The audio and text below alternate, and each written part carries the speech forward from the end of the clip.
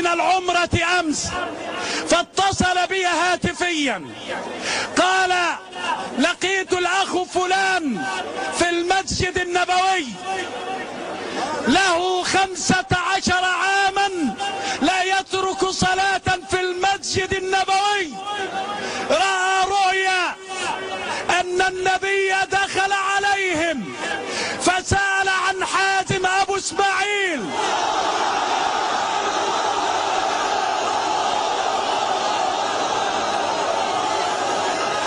أقسم لكم بالله هذا حدث، فسأل عن حازم أبو إسماعيل وقال: أبلغوه أن الله راض عنه.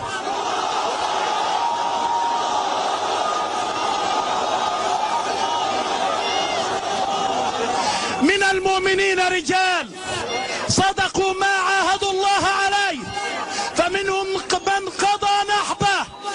قضى نحبه أبوه، رجلا زاد عن الحق دوما ودافع عن الحق دوما ووقف ضد الباطل، ومنهم من ينتظر حازم صلاح أبو إسماعيل وما بدلوا تبديلا.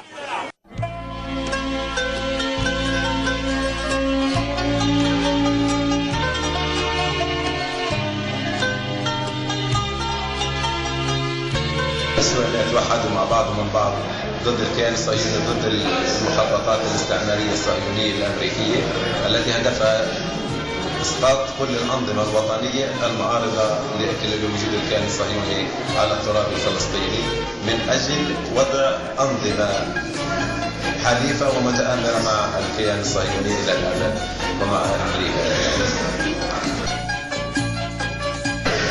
وجه رسالة للشعب التونسي: دعم المقاومة، دعم المقاومة، دعم المقاومة الشعب الفلسطيني إلى الأبد حتى تحرير كل الشعوب العربية من الإمبريالية والصهيونية والرجعية العربية.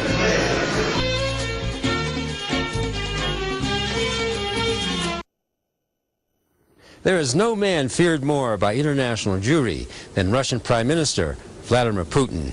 And while the Zionist West and its lackeys at the Saudi-led Gulf Cooperation Council would have us believe that armed jihadists in Syria who are murdering innocent native civilians are lovers of democracy, Putin remains unshaken in his defense of international law.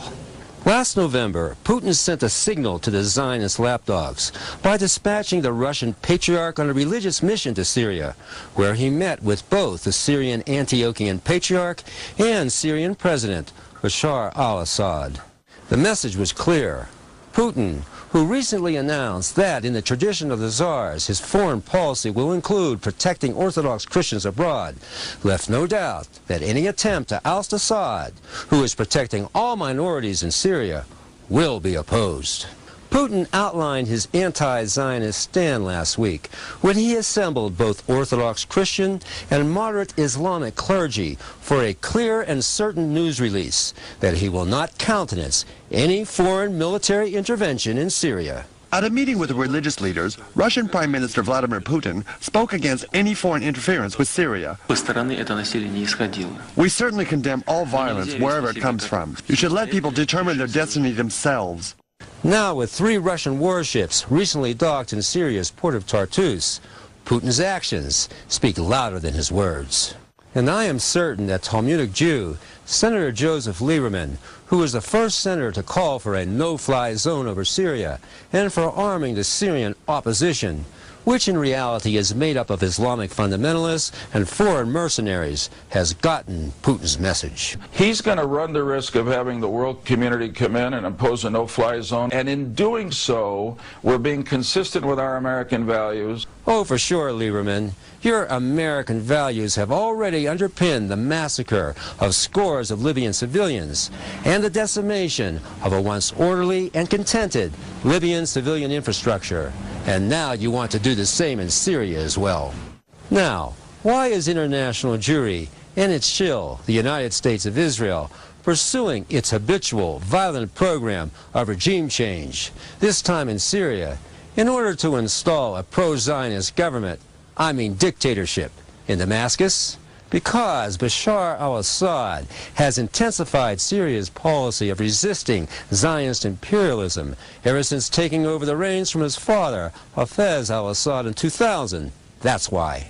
Since then, Assad has grown the economy at a healthy rate of 5% a year. Since then, Syria is debt-free and will not allow any Rothschild Jewish banks.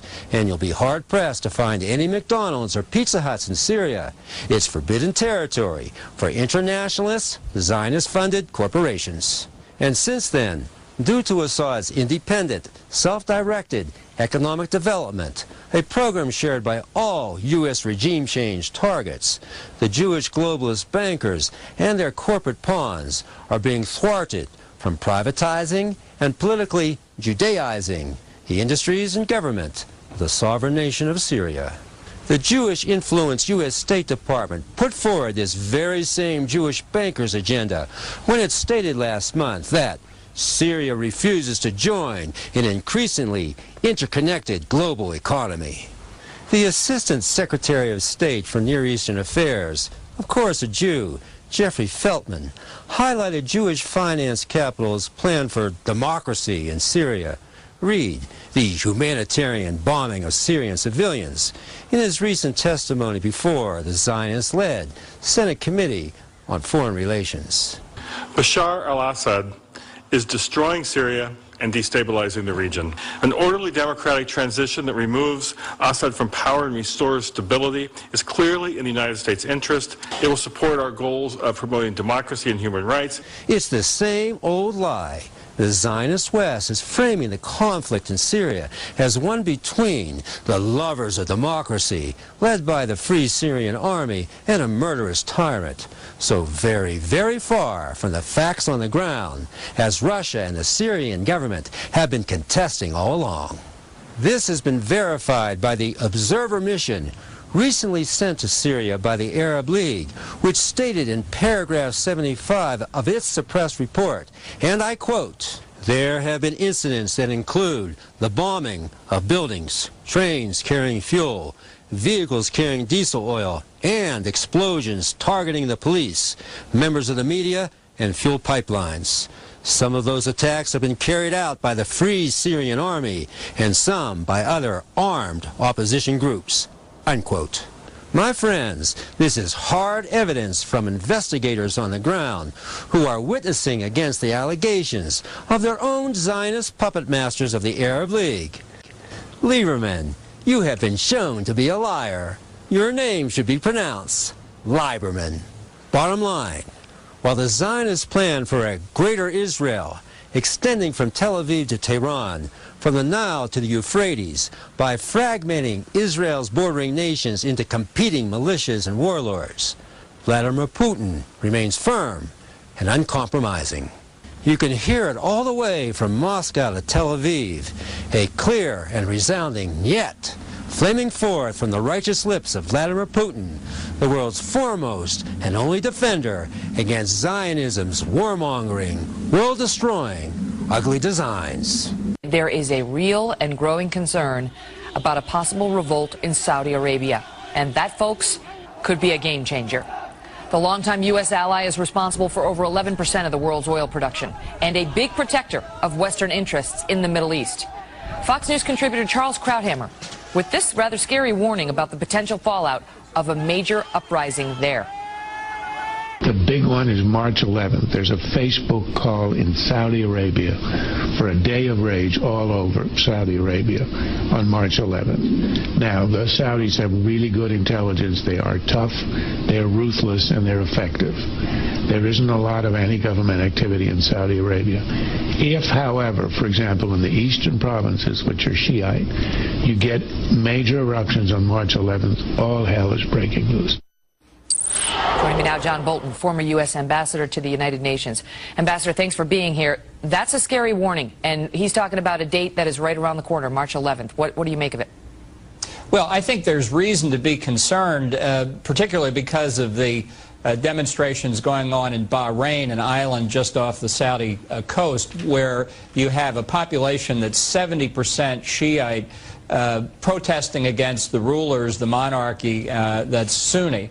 And there's a lot of concern that Iran is trying to manipulate this discontent, and that if they were able to overthrow the monarchy in Bahrain, that could have spillover effect into Saudi Arabia. So I think that's the principal point of concern, and I think it's something we should be legitimately worried about. You know, originally this started in Tunisia, it spread to Egypt, and there was an assumption, I think, that this was going to happen sort of in the poorer countries, and that we didn't necessarily have to worry about these spreading to areas where living standards weren't quite as much of an issue.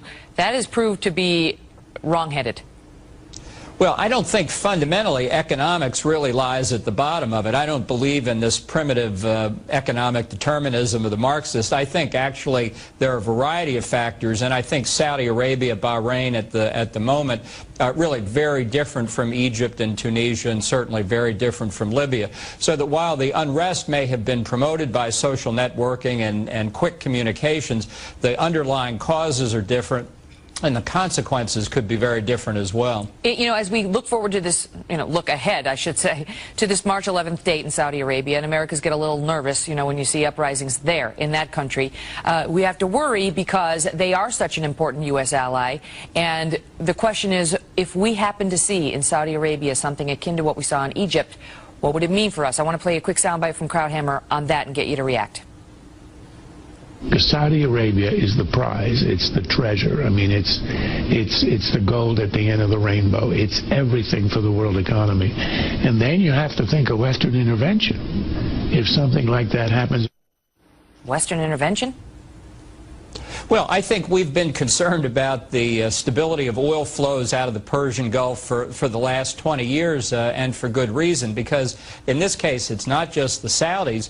The Emirates in Kuwait, in Qatar, in the United Arab Emirates, also major oil producers would be jeopardized if Saudi were endangered by the Iranians. So I think as a point of concern for the U.S. economy, what bothers people on a day-to-day basis, you think gas prices are high now, wait until further instability spreads into Bahrain and Saudi Arabia and the others, if in fact that happens. So even though Egypt, a huge country, 85 million people, was in the headlines for the past month, Saudi Arabia and the other oil-producing countries are far more important to the United States on a daily basis than the others.